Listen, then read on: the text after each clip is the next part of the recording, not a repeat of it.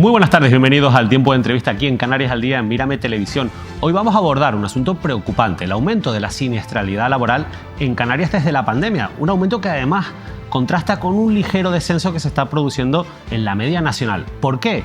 ¿Qué hay detrás de esos datos y sobre todo qué realidades esconden? Bueno, pues esas realidades que están provocando que Canarias, insisto, haya tenido pues un aumento de la siniestralidad laboral. La buena noticia es que han descendido en el año 2022 el número de fallecidos, pero también queremos hablar de una causa fundamental que está detrás de muchos accidentes laborales, que es la salud mental. Bueno, de todo ello vamos a hablar con Comisiones Obreras, que está pidiendo un aumento de las medidas de prevención, de las políticas que ayuden a mejorar la salud de todos los trabajadores y trabajadoras. Para ello nos acompaña Carmen Barrero, que es la secretaria de Salud Laboral y Sostenibilidad de Comisiones Obreras Canarias. Carmen, bienvenida. Muy buenas, David.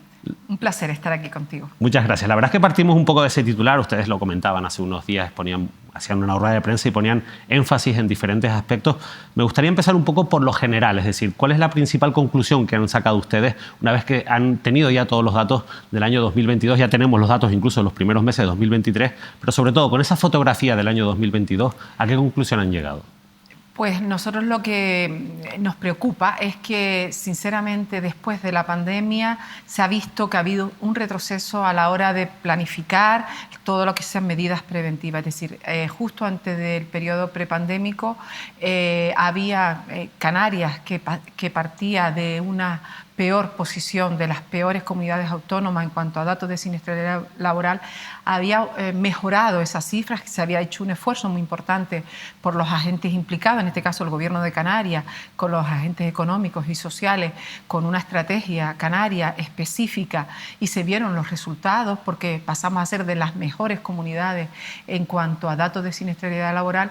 Justo después de la pandemia, lo que entendemos es que se le ha dado prioridad a activar la producción o la actividad económica en nuestra comunidad autónoma, dejando en un segundo plano un tema tan importante como son las condiciones de seguridad y salud en las que están ejerciendo los trabajadores y trabajadoras de Canarias su actividad laboral, ¿no? O sea, que en esas ganas de recuperar, digamos, la normalidad nos hemos olvidado un poco de algo fundamental como es la prevención de riesgos laborales. Esa es la primera lectura que hacemos, ¿no? Es decir, esas evaluaciones de riesgo que tienen que ser muy profundas, bien hechas, han pasado pues un poco, en fin, no se están haciendo con la rigurosidad que se debieran hacer, y ahí es lo que está haciendo que Canarias pues bueno, empiece a desmarcarse de esa senda que en el resto del territorio está en una bajada o se está reflejando en una bajada de la siniestralidad, y en Canarias es todo lo contrario, ¿no?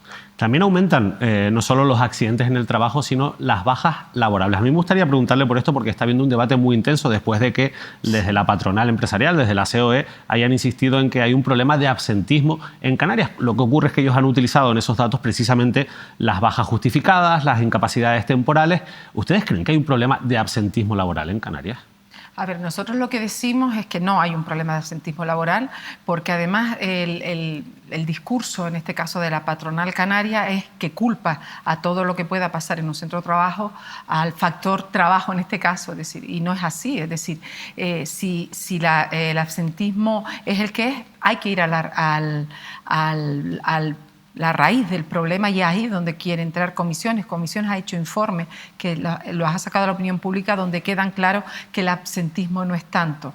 Y voy a poner un dato muy claro que hay sobre esta cuestión. El País Vasco es la comunidad autónoma más absentista, es decir, tiene una media de las bajas laborales mucho más alta que Canarias, pero paralelamente tiene la mayor productividad de las comunidades autónomas. Con lo cual, cada vez que relacionan el absentismo con la productividad es porque quieren confundir, porque hay comunidades autónomas que no estamos de las peores en cuanto a absentismo, luego en productividad están mucho mejor, ¿no? Con lo cual, Esa es la razón. ¿Y qué pasa aquí en Canarias con la patronal canaria? Que en absentismo meten todo. Y no todo es absentismo, es decir, cada vez que ellos hablan de absentismo es de ausencia en el puesto de trabajo.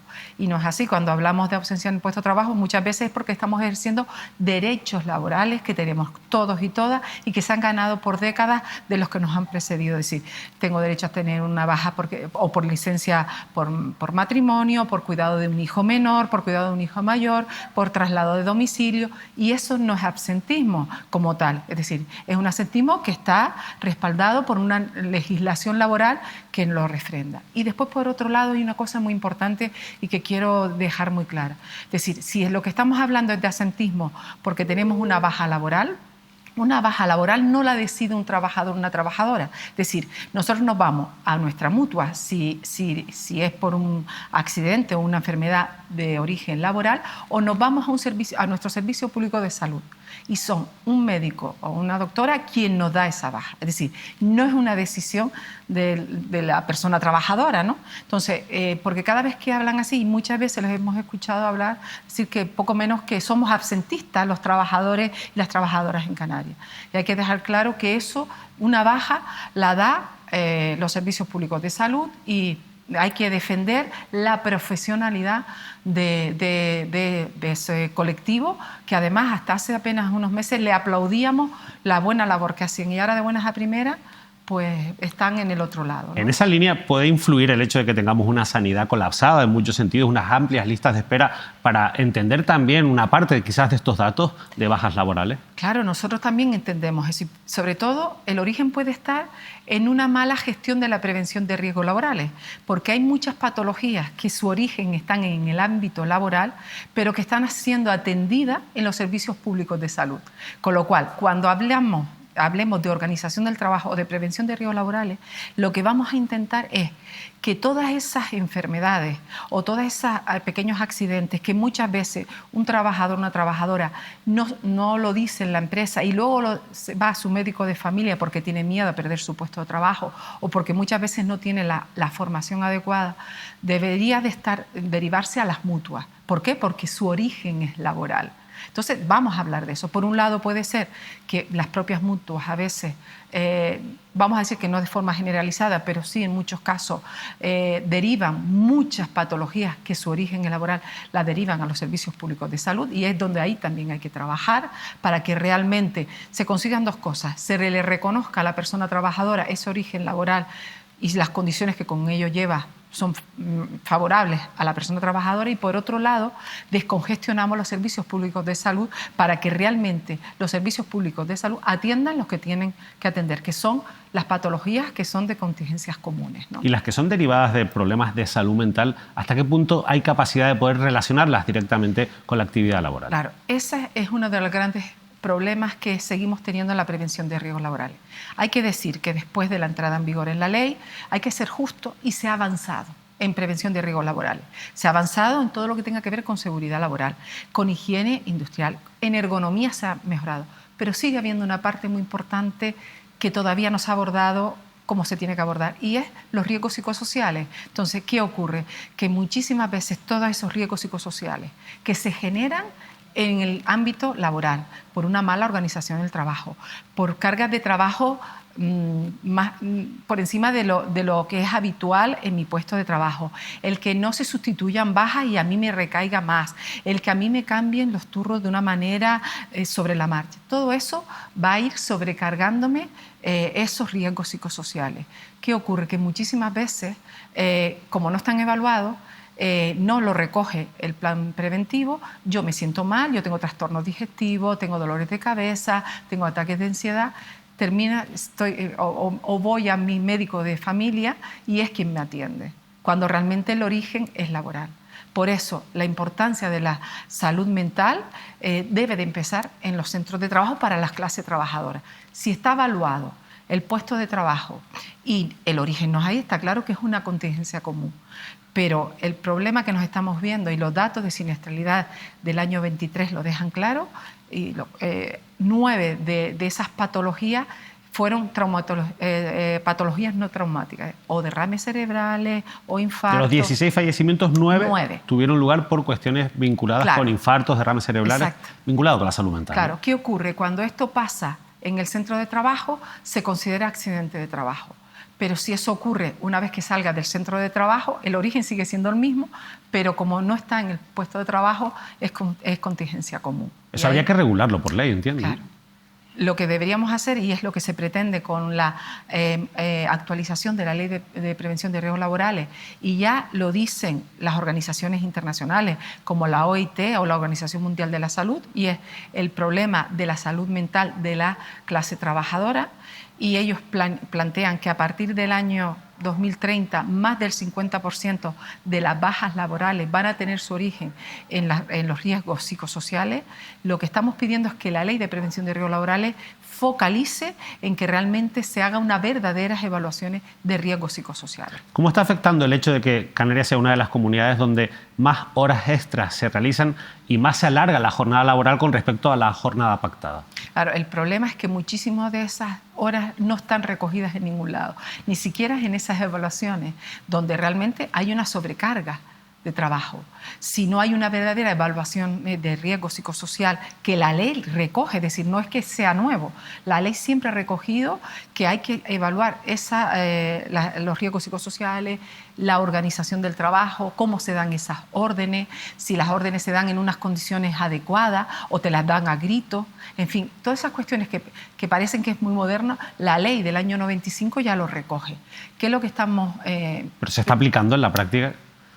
No, no de la manera que se tiene que hacer. Es decir, que es verdad que en grandes empresas que tienen más recursos sí que se hace, pero la inmensa mayoría de la prevención de riesgos laborales en Canarias se externaliza, es decir, se llevan a servicios de prevención ajenos, donde se está mercantilizando toda la prevención de riesgos laborales. Es decir, yo como empresa tengo que tener mis evaluaciones, me voy al mejor postor, al que me salga más barato. ¿Qué está ocurriendo? Que realmente se están haciendo evaluaciones que no están llegando al meollo de donde realmente están los problemas. Entonces, ahí es lo que nosotros estamos exigiendo, que los servicios de prevención se les exija calidad, que se les exijan una verdadera evaluaciones de riesgo, porque si no hay una verdadera evaluación de riesgo, todas las medidas preventivas están fallando. Los riesgos psicosociales es una cuestión muy clara donde se está viendo. ¿Qué ha ocurrido? Hasta hace unos años el sector donde mayor accidentalidad mortal y grave era el sector de la construcción, que sigue siendo, es decir, cada vez que hay un accidente en la construcción, desgraciadamente las consecuencias son graves. Pero no es el caso que está ocurriendo en Canarias, donde mayor accidentes mortales se produce es en el sector de la hostelería, y ahora podemos entrar. ¿Qué ocurrió con la construcción? Que se puso mucho el foco en las medidas de seguridad, que es donde más fallaban, que eran caídas en altura, porque utilizan maquinaria muy pesada, y se ha corregido. Ya no es el sector donde más accidentes mortales se producen. ¿Por qué? Porque se aplicaron medidas preventivas, porque son más fáciles de medir, las de seguridad. Ahora, donde ha quedado y donde hay que seguir trabajando es todo lo que tenga que ver con la organización del trabajo, que esos son los riesgos psicosociales. Es que yo quería preguntarle precisamente por ese aumento, ¿no? Ustedes hablan de que casi un 15% de los accidentes producidos en el centro de trabajo tienen que ver o se han producido en el sector servicios, es donde más se producen. ¿Por qué ocurre eso en Canarias? Claro, a ver, está claro que el sector, y hay un dato muy relevante, y es que en Canarias el sector principal de nuestra economía es el sector servicio. También es verdad que ahora mismo es el sector donde estamos hablando casi del 100% de ocupación. El sector turístico, que es donde evidentemente más trabajadores y trabajadoras tenemos. El sector turístico está casi al 100% de ocupación, están saliendo a la luz pública los resultados de esas cadenas hoteleras, del sector, que están hablando de beneficios muy por encima de los que teníamos antes de la pandemia, pero cuando hablamos de condiciones de trabajo, de convenios colectivos, seguimos estando muy por debajo en cuanto a salario y, por tanto, las condiciones de seguridad y salud no son las mejores. Entonces, nosotros lo que planteamos es, de esos beneficios, de esos siguientes beneficios que los está generando la clase trabajadora en esos centros de trabajo una parte importante vaya dedicado a mejorar esas condiciones de seguridad y salud. Esa organización del trabajo sea mejor, que no haya sobrecarga, que no hayan horas extras. Canarias también lidera el ranking de trabajadores a turno. Con lo cual, todas esas son las cuestiones que hay que mejorar para que realmente haya un reflejo en la siniestralidad laboral. Lo cierto es que en el sector servicios ahora vemos a muchos empresarios que están diciendo que no encuentran mano de obra, sobre todo teniendo en cuenta el aumento también de la demanda que están recibiendo por el aumento de, estamos batiendo récord de turistas y ahora mismo, bueno, pues hay una necesidad de conseguir trabajadores. Además de los bajos salarios que existen en el sector, influyen también las condiciones de seguridad y salud para que haya personas que prefieran no trabajar en el sector servicios. Lo que hay que decirle a esos trabajadores, a esos empresarios y empresarias que dicen eso, es qué es lo que están ofreciendo a esas personas trabajadoras para que puedan ir a su puesto de trabajo. Si lo que le están ejerciendo son salarios bajos, malas condiciones de trabajo, que a lo mejor ya muchos y muchas ya conocen cuál es el trabajo que van a desarrollar y en qué condiciones lo van a hacer. Si saben que van a estar en unas condiciones en las que no se les van a respetar sus derechos laborales, donde les van a cambiar los turnos, donde no van a poder conciliar su vida laboral con la familiar, donde a lo mejor tienen personas mayores o menores a su cargo y no pueden conciliar eso. Llega un momento en el que dices que no puedo acceder a ese puesto de trabajo porque me haría imposible la vida, ¿no? Entonces, sí que es verdad que lo que hay que ver eso, o si son esas largas jornadas las que me plantean, muchas veces los contratos que ofrecen son parciales, pero que sabemos que luego se van a alargar en horas y muchas veces ni se van a cobrar, que no voy a tener que vivir en la zona. En esa zona no voy a conseguir una vivienda en un salario, que yo me pueda permitir con mi salario. Es que tengo que renunciar al puesto de trabajo, pero no lo hacen porque no quieran trabajar, sino porque no podrían abordar pues lo que necesitan, es decir, esa conciliación con su vida personal, con el salario que tienen, saben cómo van a ejercer esa actividad y es ahí donde tenemos que trabajar. Habría que revisar quizás los convenios colectivos o cómo se revisan esas condiciones laborales que ahora mismo, insisto, generan precariedad para muchos trabajadores, claro, y no son lo suficientemente atractivas para otros que prefieren no trabajar en ese sector. Es que estamos hablando de que hay una parte muy importante de la clase de trabajadora que siguen siendo pobres, es decir, que siguen sin poder terminar el mes, no pueden cubrir sus necesidades básicas por el trabajo, ¿no? Si encima, en muchos casos me van a decir, oye, yo solo te voy a contratar pues por 6 horas, pero claro, luego cuando sabes que la realidad es que vas a hacer 8, vas a hacer más y en muchos casos ni te las van a pagar, ¿no? Entonces, bueno, estas son las cuestiones que hay que ver y hay que trabajar desde el origen, es decir, qué es lo que está pasando en los centros de trabajo y es ahí donde hay que empezar a trabajar, porque una persona, está claro, que no tiene trabajo, quiere trabajar, pero tampoco hoy, en el siglo XXI, quiere ser explotado y hay que pensar que la gente quiere trabajar para desarrollarse personalmente, pero también para vivir mejor. Si lo que me estás ofreciendo es un trabajo en la que voy a vivir peor, en la que puedo enfermar, en la que tengo claro que no voy a poder conciliar mi vida familiar con la laboral, es que, ¿cuál es el aliciente que tiene esa persona para abordarlo, ¿no? Además es un sector donde hay una carga extraordinaria, lo podemos decir así, de trabajos físicos, pero también psíquicos. Ustedes hablan mucho de reorganizar el trabajo en el sector servicios. ¿A qué se refieren? ¿Cómo se hace eso? Claro, organizar el trabajo es que estén muy claras las órdenes de una persona trabajadora, es decir, que tenga claro cuando empieza su jornada cuáles son sus actividades, que no se vea luego sobrecargado o sobrecargada porque han faltado algún compañero o compañera porque ha enfermado, ha tenido un problema. Es decir, eso tiene que estar previsto en esa organización, es decir, tiene que haber un retén en un momento determinado. Muchísimas empresas no lo hacen, es decir, tú creías que tenías estas cargas de trabajo, no aparece un compañero o una compañera por un problema que haya tenido y eso a ti lo que te conlleva es que tienes que hacer más habitaciones, ya no sales a tu hora, tienes que hacer 2 horas más, en fin, eso tú lo puedes hacer durante un momento puntual y eso se puede entender, oye, hoy hay un problema excepcional y lo abordas. Pero lo que no puede ser es que sea algo continuado en las empresas. Y las empresas no quieren hablar de organizar el trabajo. Esas cosas tienen que estar previstas. Cuando las cosas están previstas, oiga, usted no me puede decir a mí que, oye, es verdad que yo tengo planificado que puedan faltarme, depende de las plantillas, 1 o 2 personas. Es verdad que en un momento determinado, porque hay una epidemia de gripe, puede ser que falten 4. Oye, hay que reorganizar y es verdad que ese día puede haber una pequeña descontrol, para entendernos. Pero eso no puede ser lo habitual. Y eso sí que pasa en muchos centros de trabajo. Y luego hay también una parte muy importante, y es que hay mucho mando intermedio que no tiene formación para hacerlo y que el dar las órdenes la dan dando gritos, pues poco menos que atosigando a la persona trabajadora. Eso no se puede permitir en el siglo XXI y son cuestiones que cuando se evalúan bien los riesgos psicosociales que estábamos hablando, salen a la luz y se pueden corregir y no pasa nada. Pero ¿qué ocurre? Que cuando muchas empresas tienen miedo a hablar de cómo organizan su puesto de trabajo, quiénes son las personas que están ahí de mandos intermedios, pues realmente miramos para otro lado y nos abordan.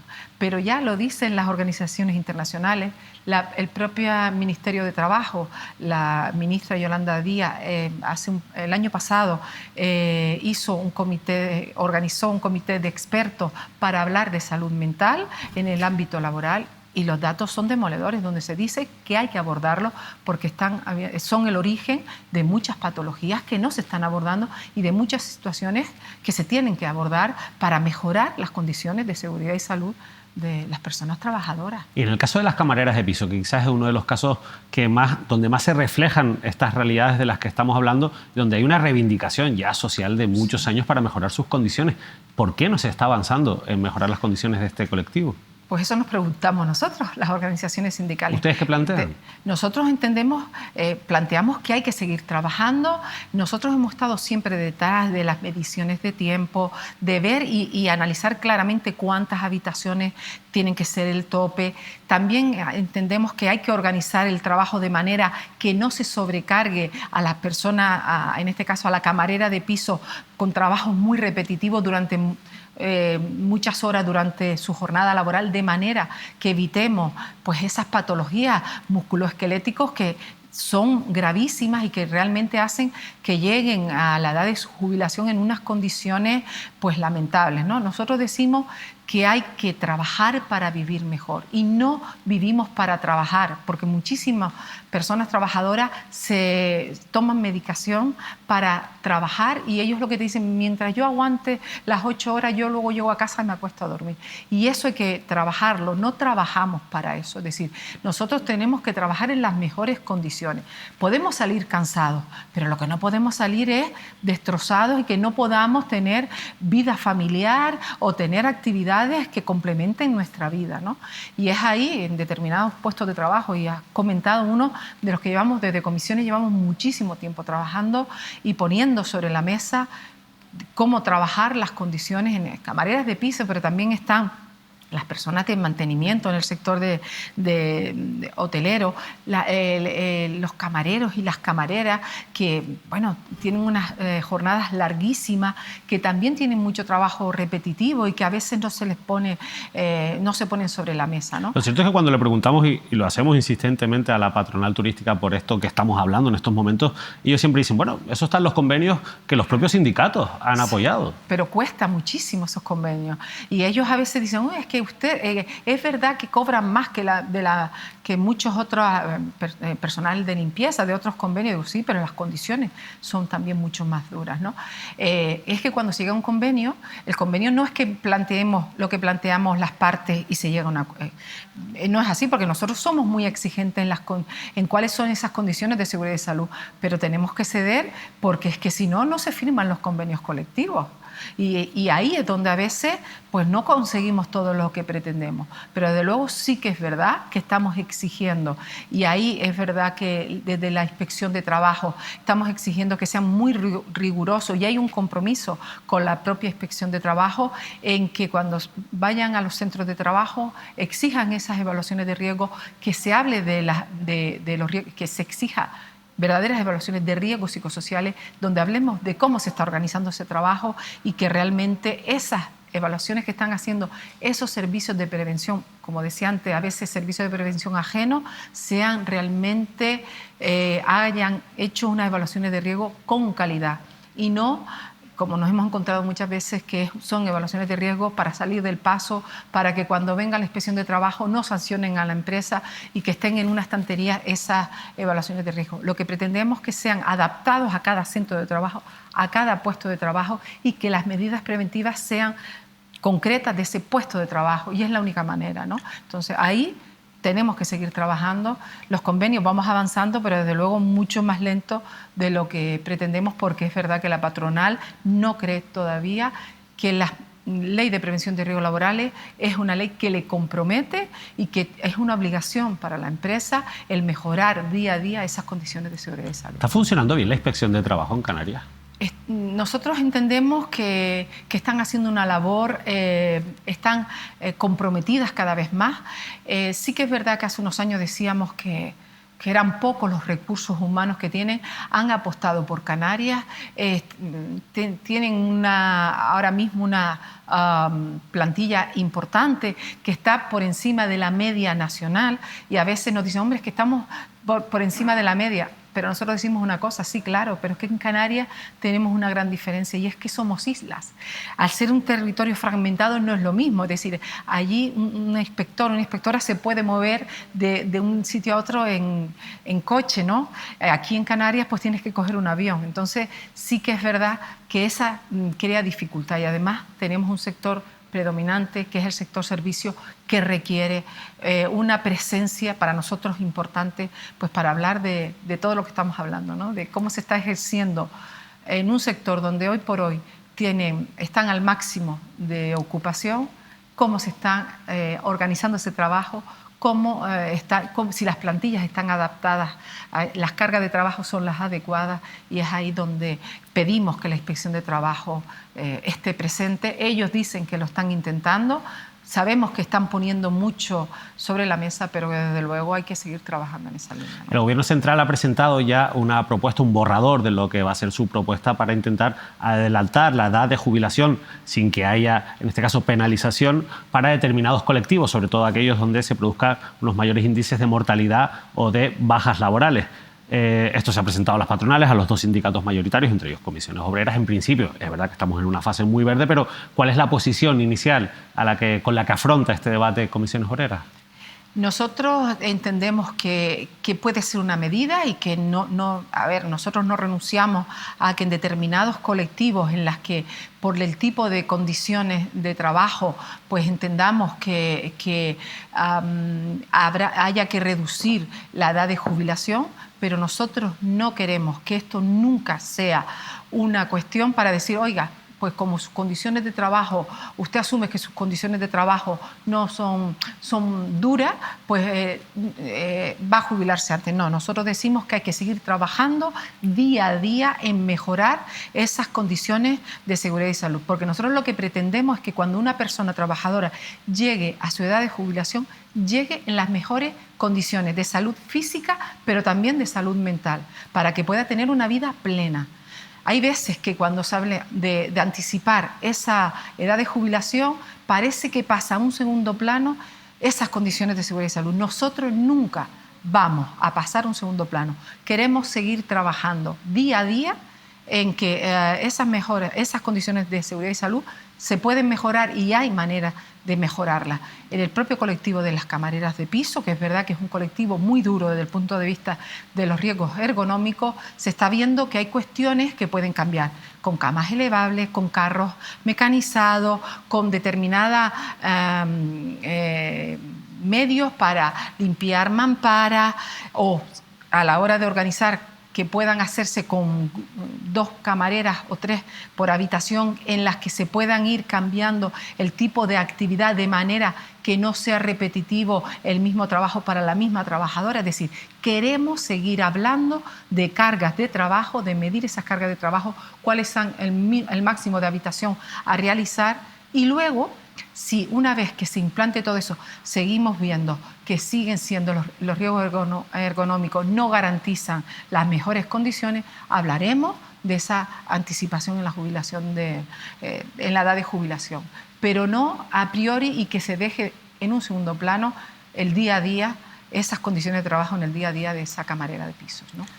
Lo cierto es que su cargo es el de secretaria de Salud Laboral y Sostenibilidad. Hay una relación directa entre la sostenibilidad y la salud laboral. Es algo que las organizaciones internacionales tienen muy claro, desde la ONU incluso con la Agenda 2030, los Objetivos de Desarrollo Sostenible. Hay una transversalidad entre lo que es todas las medidas de sostenibilidad y mantener un trabajo decente, ¿no? Y entre el trabajo decente, entre sus indicadores, está precisamente la seguridad en el puesto de trabajo.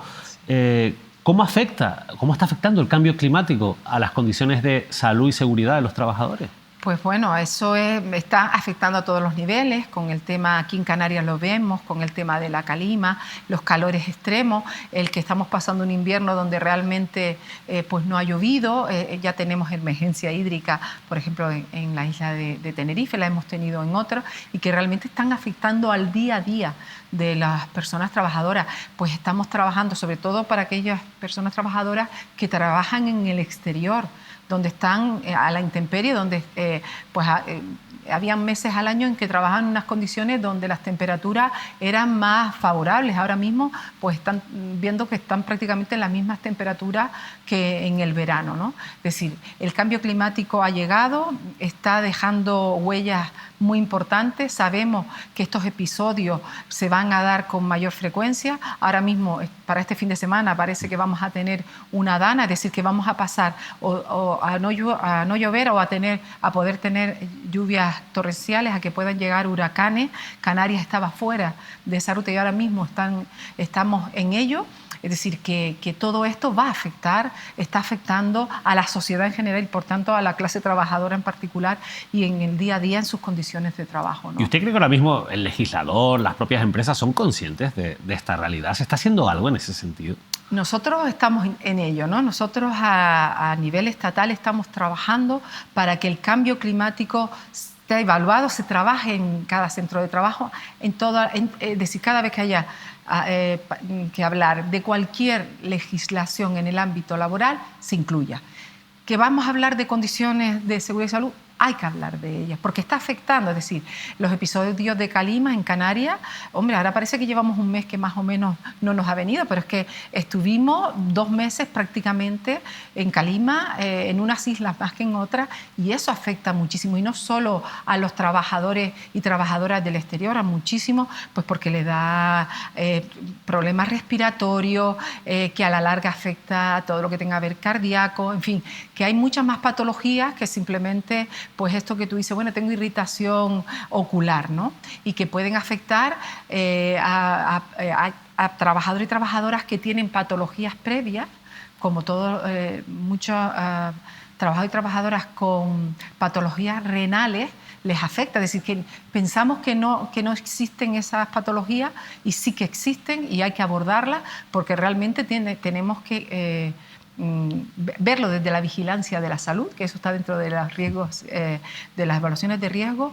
la vigilancia de la salud, y en muchos casos tienen que haber adaptaciones en los puestos de trabajo pues para que ese impacto sea el menor posible y que la persona trabajadora siga trabajando. Nosotros lo que pretendemos es que las personas trabajadoras trabajen, es decir, no pretendemos que se les den baja, sino que realmente trabajen, pero que trabajen en las mejores condiciones, ¿no? Que no enfermen por ejercer su actividad laboral, ¿no? Pues Carmen Marrero, la verdad es que ha sido un placer poder abordar una realidad que es muy importante, la de la seguridad en el trabajo y la salud, porque yo creo que al final el tener un trabajo decente es el objetivo fundamental, porque eso va a ayudar sin duda a la productividad, a mejorar como sociedad y en general a nuestra economía y a nuestro modo de vida. Así que por nuestra parte muchísimas gracias por ese papel y ese trabajo que realizan desde Comisiones Obreras en este sentido.